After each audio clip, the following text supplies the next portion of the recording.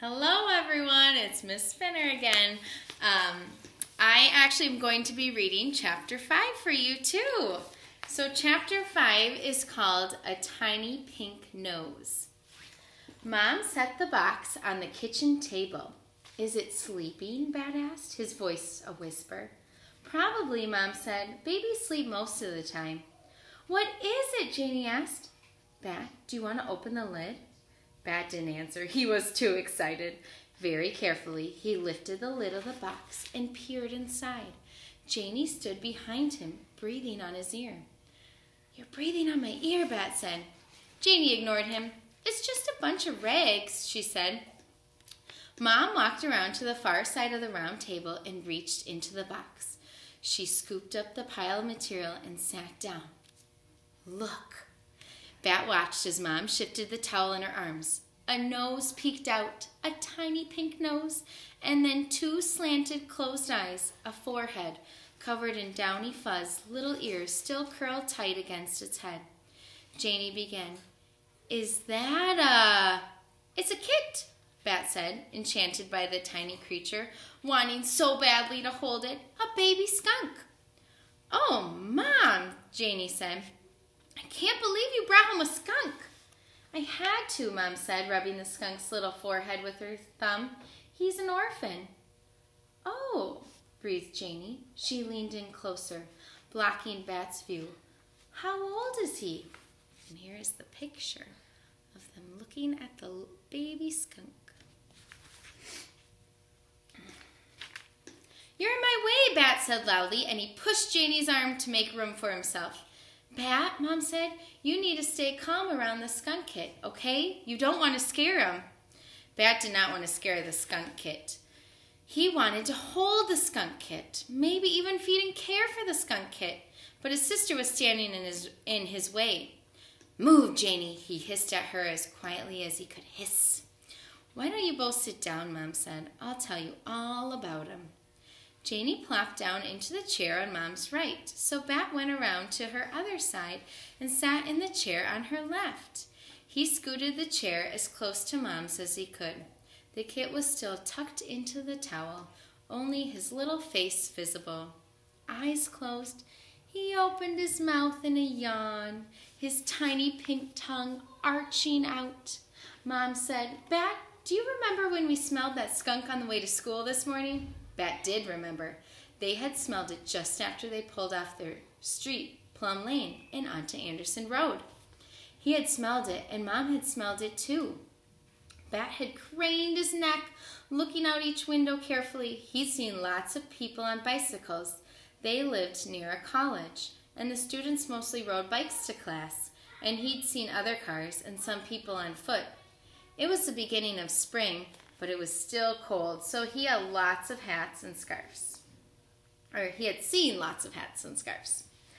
He'd seen an American flag on a flagpole in front of the post office. He'd seen a red bus. He'd seen a sign that read, Welcome to Quincy, a bike-friendly town.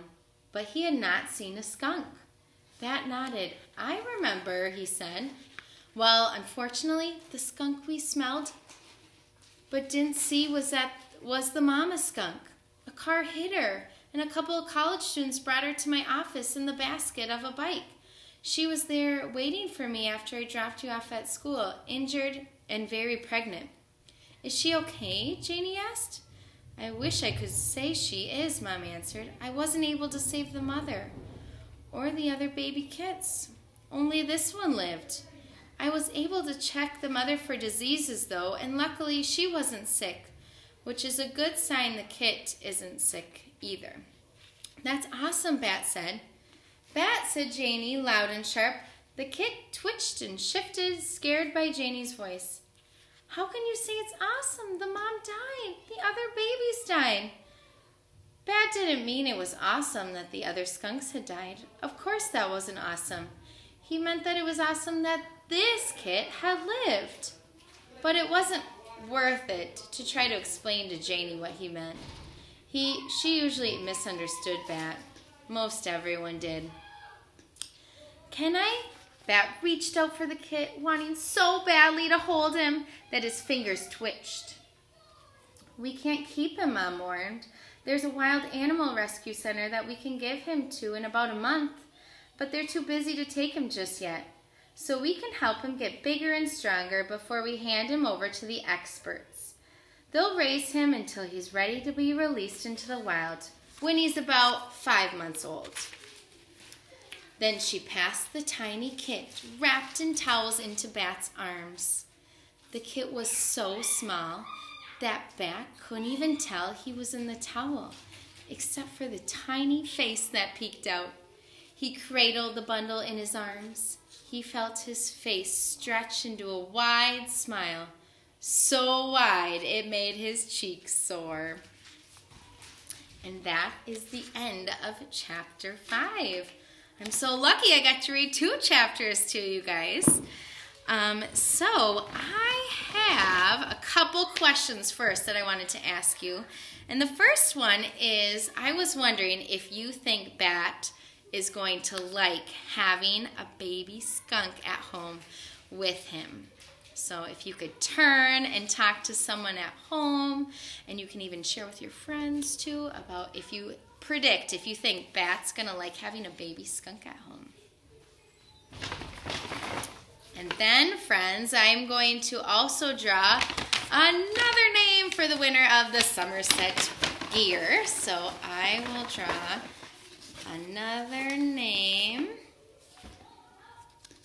And this is Santiago. So Santiago, you also, congratulations, won a prize that you will, I think, get tomorrow. So Santiago, and then my other winner, Charlie, will get to come to the office tomorrow and talk to Mrs. Huddle to see your prize.